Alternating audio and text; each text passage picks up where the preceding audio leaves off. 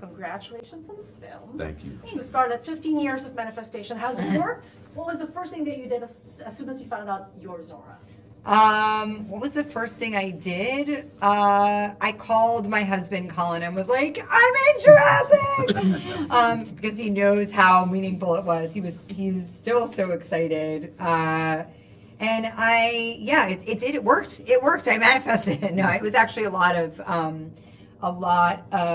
effort. It turns out it is valuable to share your enthusiasm. So that's one thing that I learned on this, is that it's even if you feel kind of embarrassed, to share your enthusiasm, you should, because it can result in a dream come true. Always share your joy. Yeah. But I also know that you slept in a Jurassic tent for a year, solid year. You did. Have you replaced that tent? I mean, do you have a tent now for you and the kids? I thought you were gonna be like, are you still sleeping in the tent? I think my sister made me get rid of it after a year, because she was like, this thing takes up the entire room, like whole bedroom. I do a lot of pillow forts. I have a 4-year-old and he is very into pillow forts. So I do a lot of construction with those. You must think you're the coolest mom since you're, playing with dinosaurs now. I mean, I hope so. I'd like to be thought of as the coolest mom. I have an 11-year-old daughter, so she goes in between thinking I'm the coolest mom and also the most embarrassing mom, which is, I think, healthy. That's a rite of passage. Yeah. I feel you about that. So, Jonathan, your life has changed so much the past 2 years. It's been crazy. What are you most thankful for? Wow. Meeting brilliant people along the way.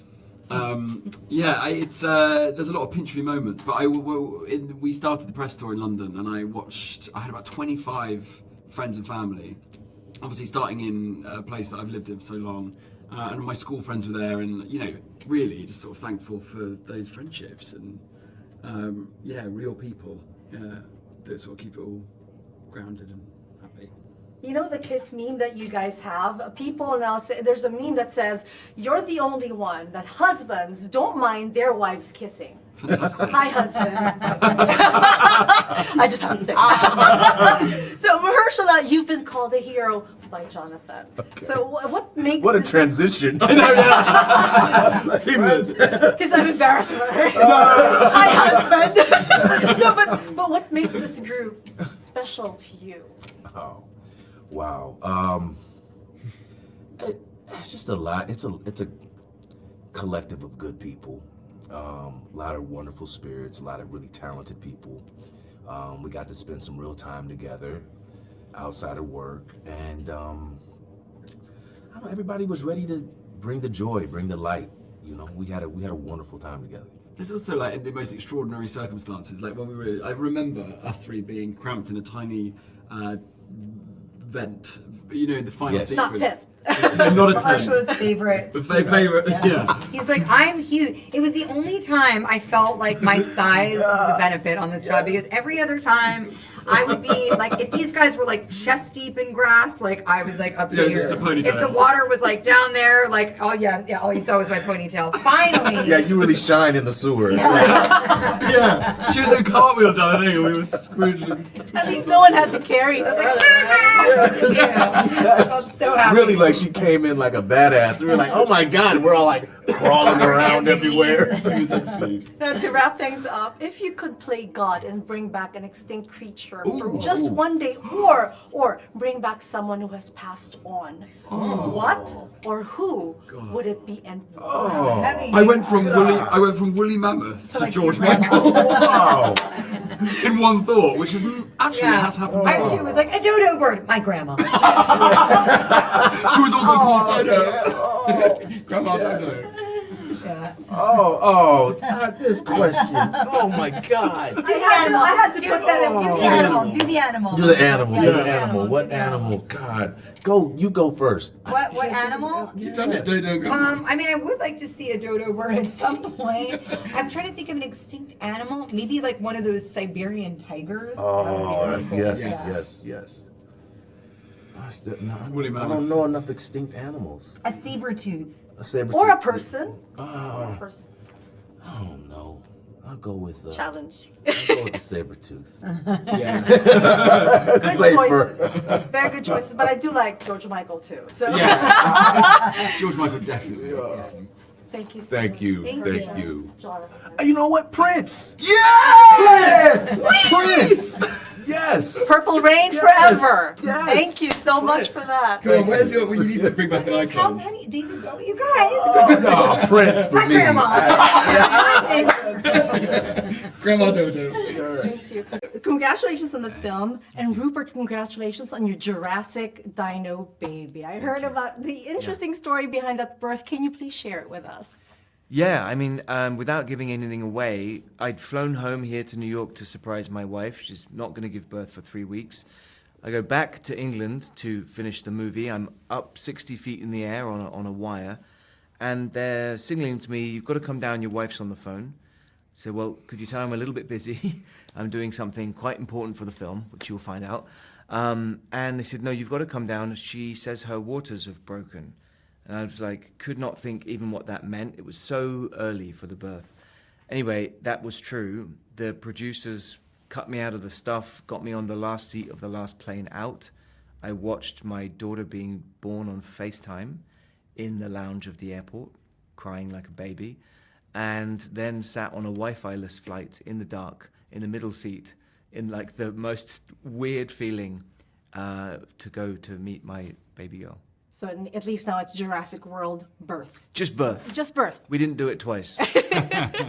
But congratulations Thank on you. being a dad. It was And- beautiful. It was really something. Yeah, because then I came back in and these guys had to do other stuff and shoot with a double and all that. And then I came back, I left not a dad and then came back a dad and we finished the Yeah, scene. yeah, yeah. It was really, really something. But Manuel, not yet a dad, but Audrina was your daughter, is your daughter in the movie. Yes. So I know, you know, Audrina said that if something like a Jurassic thing happened in real life, she would trust you to save her. Oh, really? Yes, she did. See? So, and then she said also that you treated her like a real dad would. So what did you do on and off cam to develop that trust Yeah. between you?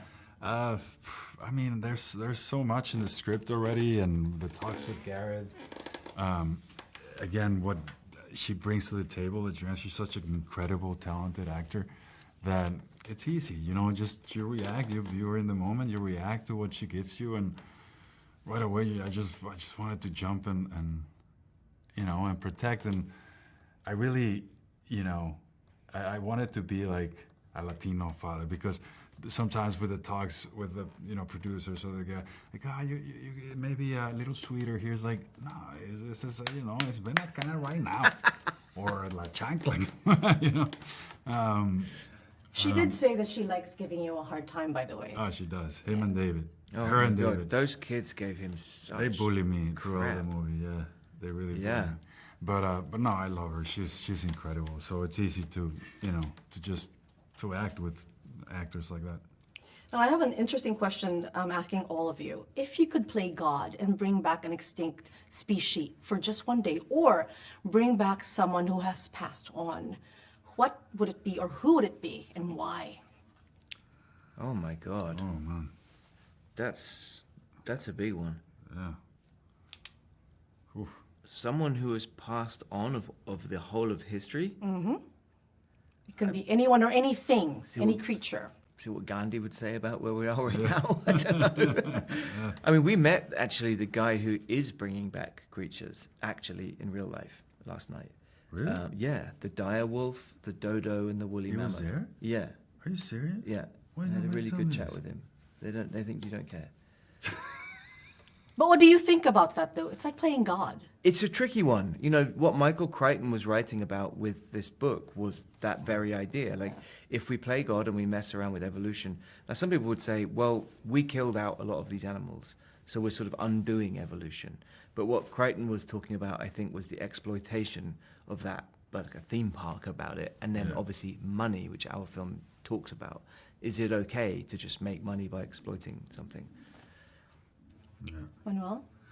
Yeah, no, I think it's point on. I think it's a very fine line, you know. I guess for some, if it's helpful for humanity, if it's not to beneficial for some because of economic, and is to either help humanity or something, then I think it's fine. But other than that, I think that's the whole premise of the film, to not mess around with nature and not try to play God. Just because you could doesn't mean you should. Exactly. Thank you very much for your Thank time, you. Sir Manuel. Thank you. Thank you. Congratulations on the film. Thank you. So, Luna, you went on extreme isolated conditions. So, how did you all lean on each other for support? Yeah, I mean, I think that, being able to be in such an out-of-body circumstance, number one, like filming this movie, number two, being in real locations in real time, especially, when you have someone as young as, like, Audrina, who is new to this, and it's such a fantastical sort of situation, being able to just, like, be grounded in like yourself and be grounded for you, be grounded for everyone around you, just to be able to like know that we're banding together, we have each other's backs, anything that you're going through I'm also going through. And I keep saying this, and I want to say this to you guys, is the number one thing that I thought about during this film is you would not have this opportunity if you weren't ready for the opportunity. Like, it wouldn't have been given to you if you weren't ready for it. And I think that's, like, the number one thing that I was, like, thinking about during this whole thing, is that, like, none of us would be here if we weren't ready for it.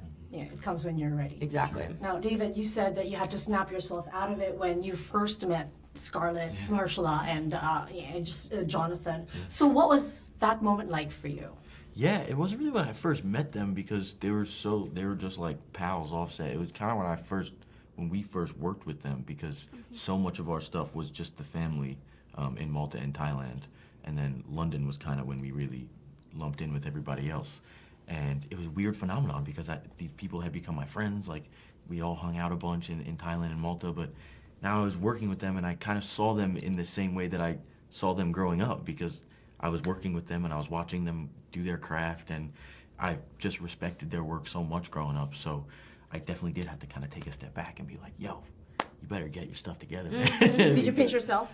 Is this real? People keep asking that, but the pinching thing doesn't work for me. I'd be pinching myself and nothing. Or maybe kick You're like, I'm yourself not in the waking ass. up. Yeah. So, Audrina, you said Manuel treated you like a real dad. So what did you enjoy doing with him? He was good at playing games with me. And I think we did a really good job at, sometimes roasting him. He totally did. He deserved it. But, and he's like, guys, why would you do that?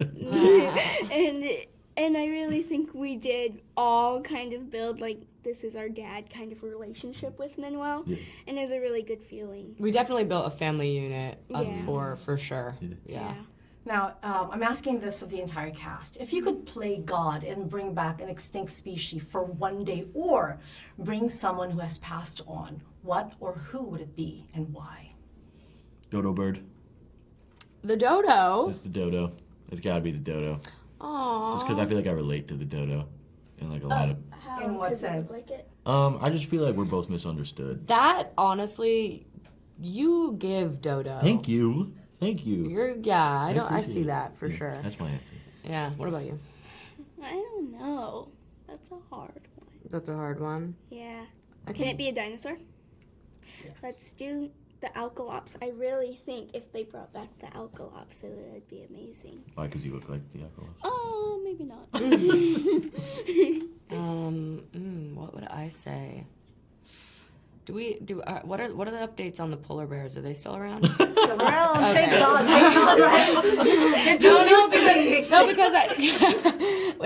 because I heard that I thought they were going extinct, right? Yeah. I think they're still here. Yeah, I think the Very few. very few, no? I mean, I would love them to go around. I heard that their last white rhino, that just passed on, or that just went extinct. I mean, I think extinction is it's a terrible thing, regardless, the climate and, just the weight of the world. But, you know, I think that I'm going to give love to all our beautiful animals that have, you know, sadly passed on past us. You know, they've been here for way longer than we have. So, yeah. Thank you, Luna, Audrina, David, for your time. Thank you. Thank you. Thank you so much. You're great. Thanks.